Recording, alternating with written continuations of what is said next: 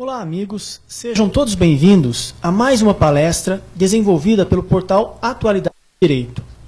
Hoje conosco a professora Maíra Zapater. Ela é professora de Direito Penal e Direitos Humanos e mestranda em Direitos Humanos pela Universidade de São Paulo. Ela irá tratar do tema O Brasil e o Direito das Mulheres. Professora, seja muito bem-vinda e tenham todos uma boa palestra. Obrigada, professor Anderson, pela apresentação. Bom, pessoal, então, hoje a gente vai tratar da questão jurídica referente aos direitos das mulheres no Brasil. Essa apresentação que a gente vai comentar hoje diz respeito à evolução do aparato jurídico relativo aos direitos das mulheres do Brasil. E o porquê de ser dessa nossa fala de hoje, Brasil e os direitos das mulheres? Por que esse recorte específico? Porque a questão da consideração das mulheres como cidadãs em igualdade de direitos e deveres com os homens, tanto em relação à sua igualdade material quanto à sua igualdade formal, ainda é, por incrível que pareça, um tema recente no nosso ordenamento jurídico. Então hoje a gente vai discutir o porquê de se falar em direitos das mulheres, se ainda existem na prática essas diferenças entre homens e mulheres, quando a gente está falando da relação em relação ao acesso a direitos, e depois verificar como a gente pode observar essa busca pela igualdade das mulheres nas modificações da legislação dentro do Brasil. Vamos lá? Aqui, uma distinção entre sexo e gênero. O que seria essa distinção entre sexo e gênero? A gente, quando vai preencher um folheto, um determinado documento, a gente vai se colocar como sexo masculino ou sexo feminino. Então, por que essa diferença entre o sexo e o gênero? O sexo, pessoal, estaria relacionado às características biológicas que identificam uma pessoa como homem e mulher. E o gênero, aos papéis sociais que se associam a esse sexo biológico. O que isso tem a ver? Claro que homens e mulheres sempre existiram na história da humanidade, mas será que os papéis desempenhados socialmente por um e por outro sempre foram os mesmos? Será que até hoje não existe uma associação como se fosse natural, dizendo mulheres naturalmente devem desempenhar seu papel de mãe, naturalmente devem desempenhar tarefas domésticas, enquanto que ao homem cabe desempenhar o papel na esfera pública, ao homem cabe desempenhar papéis na esfera de poder? De onde vem essa história? A gente pode fazer aqui um rápido panorama a respeito de como a gente vai fazer, em um primeiro momento, essa associação do gênero, papéis sociais, ao sexo, e como hoje a gente faz essa distinção entre sexo e gênero para tentar demonstrar que os papéis sociais de uma pessoa e de outra independem do seu sexo biológico. Nós temos, na história da humanidade, no Ocidente, um recorte a respeito da diferença entre os sexos, que primeiro passa por uma escola que nós chamamos do sexo único. Professora, como assim do sexo único? Vejam vocês, até a Renascença, cerca do século XVI, mais ou menos, se entendia que existia apenas um sexo biológico. Olha só, hoje para nós é algo dado que existem dois sexos biológicos, homens e mulheres, mas nem sempre foi assim. Era demonstrado cientificamente que existia apenas um sexo biológico, qual seja o masculino. Peraí, professor, agora ficou complicado de vez. Você está me dizendo que até a Renascença não existiam mulheres? É claro que existiam, pessoal, mas qual que era a mentalidade científica da época? Que mulheres eram homens não desenvolvidos. Mas, poxa, professor, e anatomicamente a biologia da mulher é diferente da biologia do homem? Isso não era percebido? Era percebido com uma diferença para pior. Então, todo o aparelho reprodutor feminino era visto como um aparelho reprodutor masculino que não se desenvolveu. Então, o fato da mulher possuir uma vagina e não possuir um pênis significava que ela tinha um pênis que não tinha se desenvolvido. Tanto isso era verdade que ela tinha menstruações mensalmente, que ela engravidava e isso alterava o seu humor, que ela era mais emocional, mais passional, ao contrário do homem, que era o exemplo de racionalidade. Então, percebam que até a Renascença, cerca do século XVI, você tem estudos médicos que colocavam homens e mulheres numa escala desigual. Se entendia que havia um sexo único, em que o homem era o modelo de perfeição e a mulher seria um homem imperfeito. Tanto é assim que vocês vão encontrar documentos que vão falar a respeito de órgãos anatômicos femininos somente depois dessa fase da história. Sequer existiam nomes para os órgãos femininos, para os órgãos sexuais femininos, porque não existia autonomia sequer biológica. A partir da Renascença, quando se começam a fazer as dissecações dos cadáveres e começa a se observar por dentro como eram homens e mulheres, a gente passa a ter a ideia de que realmente haveria dois sexos e não só um sexo único, em que a mulher seria um homem menos evoluído. Haveria então o modelo dos dois sexos, que a gente chama de dimorfismo sexual, só que a gente tem de um lado o homem como sendo bom, o desejável e o perfeito, a mulher do outro lado considerada como sexo imperfeito. Então a gente não tinha mais uma escala de uma espécie de evolução de mulheres para homens, mas sim de dois sexos opostos, um bom e um mau. Com tudo isso, dá para a gente ver que existia um certo apoio da comunidade científica dessas épocas para dizer que as mulheres eram seres menos evoluídos e menos capazes. Como isso vai reverberar na esfera do direito? Ora, se as mulheres são incapazes, elas não podem exercer tarefas de poder. Se as mulheres são incapazes, elas não podem estar na arena pública. Se as mulheres são incapazes, elas não podem estudar. Por isso, a gente passa a ter, como nós vemos aqui na apresentação, a formação de estereótipos, preconceitos e intolerâncias. Porque se eu tenho uma base científica para dizer que a mulher é incapaz, que a mulher só serve para as tarefas do lar, que a mulher é biologicamente destinada a ser mãe, a ser esposa, eu vou construir um estereótipo, e aí eu estou falando de papel social, e a gente começa a falar do gênero, e a gente começa a dizer que o sexo feminino deve cumprir um determinado estereótipo, um determinado papel social, e que homens devem cumprir um outro determinado papel, um outro determinado estereótipo. É o que a gente chama de biologização da cultura, e que vai acabar servindo como fundamento para a violação de direitos. Como funciona isso de biologização da cultura? Ora, eu estou falando, na verdade, de questões construídas culturalmente, porque hoje a gente pode até dar risada de pensar em médicos da Idade Média, achando que homens e mulheres eram um sexo único, apenas uma escala de evolução diferente. Mas lá atrás, isso fundamentava um determinado estereótipo, um determinado preconceito e que acabava se tornando instrumento de violação de direitos. Pois bem, como isso chega para nós até hoje? Porque se a mulher era considerada biologicamente diferente, biologicamente inferior, a legislação deveria vê-la assim. Isso não acontece só no Brasil, acontece em uma série de países no mundo, como a gente vai ver, a gente vai falar um pouco dos instrumentos internacionais de proteção aos direitos das mulheres, e isso vai se refletir numa situação de extrema desigualdade entre o sexo masculino e o sexo feminino até hoje. Olha só a posição do Brasil em relação ao ranking de desenvolvimento de gênero. O Brasil está em 80º lugar no ranking do Índice de Desenvolvimento de Gênero.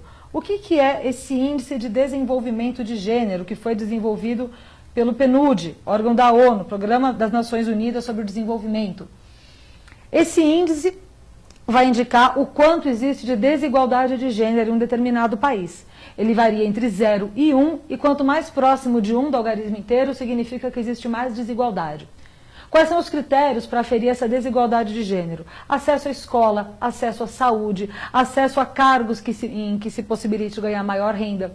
O Brasil é um dos países mais desiguais do mundo. Se vocês observarem aqui, o nosso índice é de 0,631. É muito próximo de 1, ou seja, o Brasil é um país muito desigual em termos de gênero. Aqui a gente tem alguns exemplos de por que é que o Brasil é considerado um país tão desigual. Olha só esses números aqui. Menos de 10% das cadeiras do parlamento no Brasil são ocupadas por mulheres. Quer dizer, a gente tem muito poucas mulheres dentro da arena política, fazendo legislação, debatendo temas importantes. Mas, ao mesmo tempo, 47% das mulheres têm ensino médio. E o mercado de trabalho, dependendo da área, pode chegar a uma ocupação de 85% de mulheres. O que isso quer dizer? As mulheres já ultrapassaram uma primeira etapa de conseguir chegar num espaço público, vencendo legislações preconceituosas, com modificações culturais de pensamento. Hoje nós temos muitas mulheres que são profissionais, que estão trabalhando. A gente viu que, dependendo da área, mercados de trabalho podem ser ocupados por até 85% de mulheres, mas quando se fala de debate político, quando se fala de Congresso Nacional, nós temos menos de 10% de mulheres. Isso quer dizer alguma coisa. Como é que a gente pode, via legislação, interferir na ocupação de mulheres nesses espaços? E por que é que as mulheres devem ocupar esse espaço também? Quando a gente fala em direitos das mulheres, esses direitos são indissociáveis dos direitos humanos. Por quê? Olha só o que nós temos aqui. A concepção contemporânea de direitos humanos engloba 3 pontos: a universalidade, a indivisibilidade e a interdependência. O que isso quer dizer? Quando se fala em direitos humanos, se fala em direitos em que basta a pessoa ser considerada humana, basta a condição de ser humano, para que a pessoa seja titular desses direitos básicos. Que direitos são esses? Direitos individuais, como o direito à vida, à liberdade, à segurança, à igualdade. Direitos sociais, como direito à educação, direito à cultura, direitos econômicos, direito à saúde. E, finalmente, os chamados direitos de terceira geração, que seriam os direitos difusos. Direito a um meio ambiente livre de poluentes, direito à paz, direito de você consumir produtos que sejam adequados. Essas são as chamadas 3 gerações de direitos.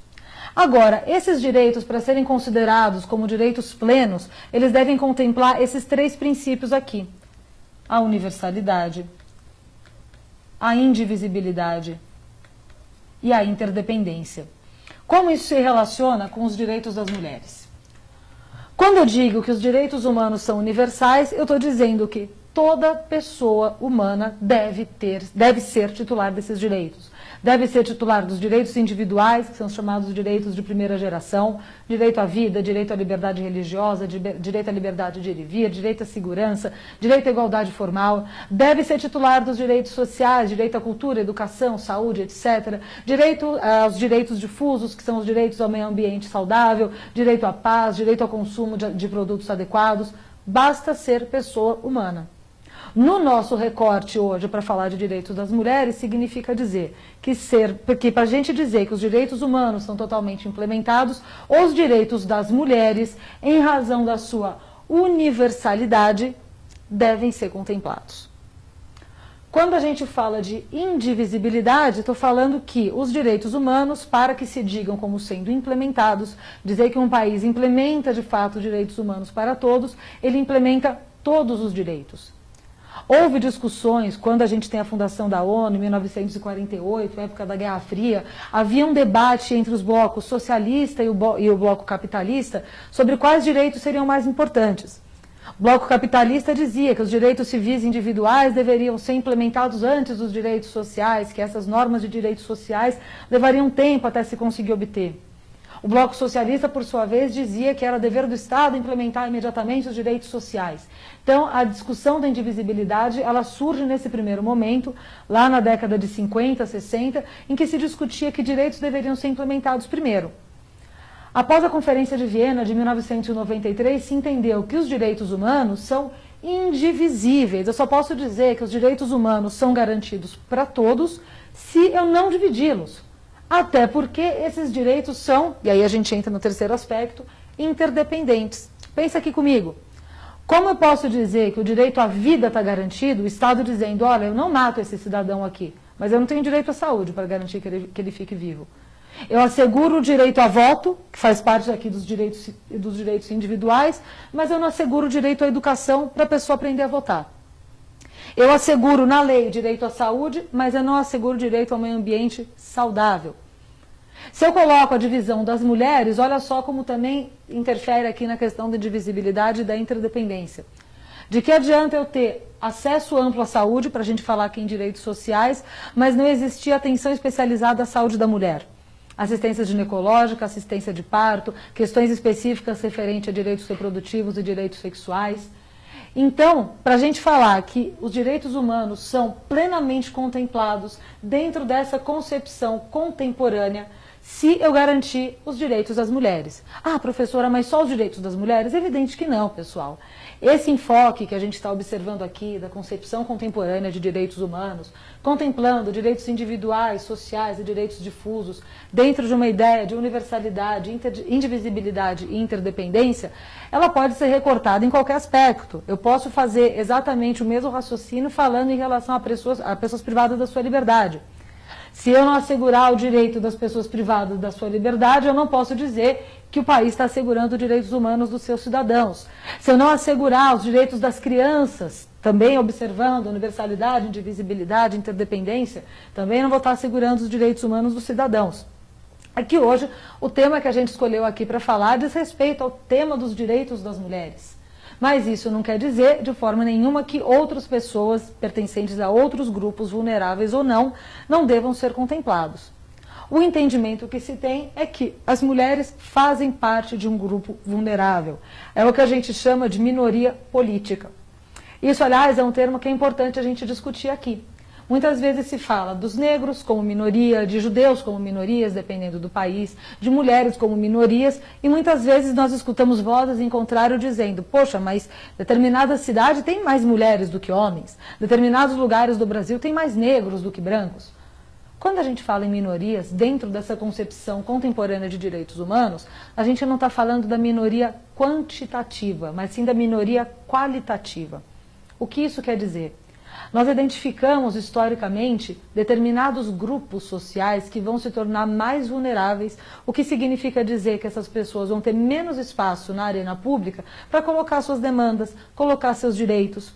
Esses grupos vulneráveis, e hoje a gente está falando aqui do caso das mulheres, por questões históricas, vão ser vitimados por estereótipos e papéis que são socialmente condicionados e que acabam colocando essas pessoas em uma condição de desvantagem, muitas vezes até legislativa.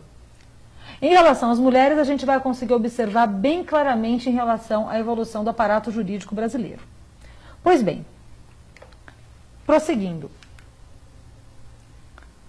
Para a gente poder falar, então, desse alcance dos direitos humanos, a gente precisa necessariamente falar do direito à igualdade. E o direito à igualdade vai se dividir em duas concepções. A primeira delas está aqui, a chamada igualdade formal. Essa é a chamada igualdade perante a lei. Ela vai surgir aqui no contexto do século XVIII, das chamadas revoluções burguesas. Ele é fortalecido nesse contexto aqui. Só para a gente lembrar um pouquinho da história, porque não dá para a gente estudar direito, qualquer que seja a área, mas em especial os direitos humanos, sem entender o desenrolar histórico dos fatos. As revoluções burguesas são aquelas revoluções ocorridas no século XVIII e que a gente tem como principais representantes históricos as revoluções inglesas, essas até um pouquinho anteriores, final do século XVII, depois a Revolução Americana, que deu origem à independência dos Estados Unidos, e posteriormente a Revolução Francesa. O que essas revoluções tiveram em comum? Foram revoluções que brigavam pela igualdade formal, a igualdade perante a lei. E muitas vezes a gente vê algumas pessoas falando que adianta a Constituição Federal garantir que todos são iguais perante a lei, se na prática as pessoas não são iguais. Gente, isso ainda é extremamente revolucionário. Até 300 anos atrás era normal, natural e aceitável que a lei fizesse distinção entre as pessoas. Quem tiver curiosidade, acessa no site do Planalto, o nosso site do Planalto brasileiro, www.planalto.gov.br. Lá você encontra os textos de todas as constituições do Brasil. Se vocês acessarem a Constituição de 1824, a Constituição Imperial, que já não é tão antiga assim, já é do século XIX, 100 anos depois disso, vocês vão encontrar, salvo engano, no artigo 100 ou 101, mas nessa parte, vão encontrar que o imperador não é responsável por seus atos. Ou seja, a figura, a pessoa física do imperador não pode ser responsabilizada. Desigualdade na lei, na Constituição. Mais do que isso.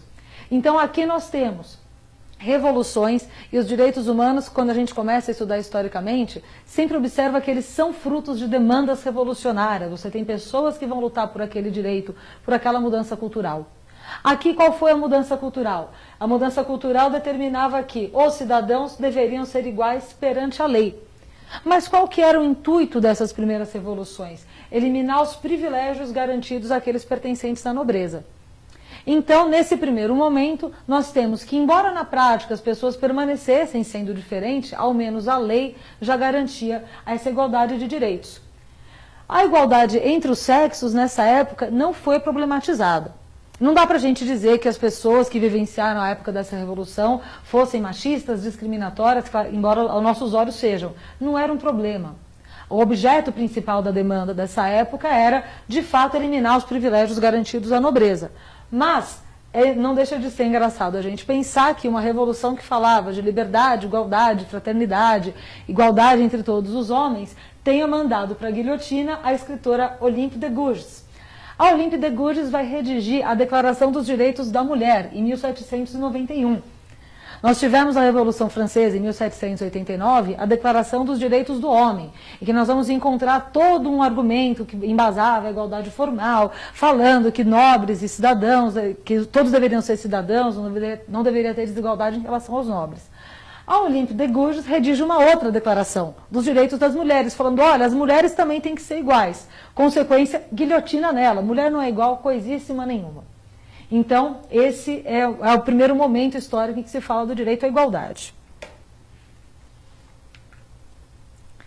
No século XIX, a gente vai ter uma outra concepção da igualdade que começa a ser abordada, que é a igualdade material. É só a gente voltar ao slide aqui anterior. A igualdade material. Essa igualdade material é um conceito que vai ser fortalecido no século XIX e no século XX, no contexto das chamadas revoluções sociais. O que teve de diferente nas revoluções sociais? Se lá no século XVIII a gente vai brigar pela igualdade formal e pelas liberdades dos cidadãos, essa liberdade lá do século XVIII vai refletir na vida econômica como? Olha, as pessoas são livres para fazer iniciativa privada, são livres para estabelecer concorrência entre si, e aí os direitos aos bens da vida, o direito à saúde, o direito à moradia, etc., como as pessoas vão poder trabalhar livremente, não mais como servos do rei, nem nada desse tipo, elas vão conseguir ganhar dinheiro e ter uma boa qualidade de vida. O que é que se observou com a Revolução Industrial? Que as coisas não seriam bem assim. Que a livre iniciativa muitas vezes ia gerar exploração do proletariado. Que, muito embora na lei, formalmente, o detentor do capital tivesse os mesmos direitos do proletário, teoricamente eles estavam ali contratando livremente entre si, na prática se observava uma situação de opressão extrema. Então, o que a igualdade material vai procurar fazer? O que vai se começar a discutir? Se antes se discutia, olha, o Estado não pode intervir na vida do cidadão, o Estado não pode considerar as pessoas desiguais, a partir de agora, as pessoas o Estado vai ter que observar que, na prática, as pessoas não estão sendo iguais. E vai precisar fazer intervenções para que se possa atingir essa igualdade material. Pois bem, é nesse contexto que a gente vê a primeira onda do feminismo. Porque se a gente está discutindo que, olha, embora até na lei homens e mulheres possam ser iguais, na prática a gente observa diferenças, até mesmo em algumas legislações. A primeira onda do feminismo, do final do século XIX para o começo do século XX, chamada primeira onda feminista, faz parte do movimento trabalhista sufragista. Esse movimento buscava igualdade de condições de trabalho para as mulheres que não tinham jornada de trabalho regulamentada, que não tinham salários regulamentados, ao contrário dos homens que antecipadamente já tinham seus direitos trabalhistas com mais garantias do que em relação às mulheres.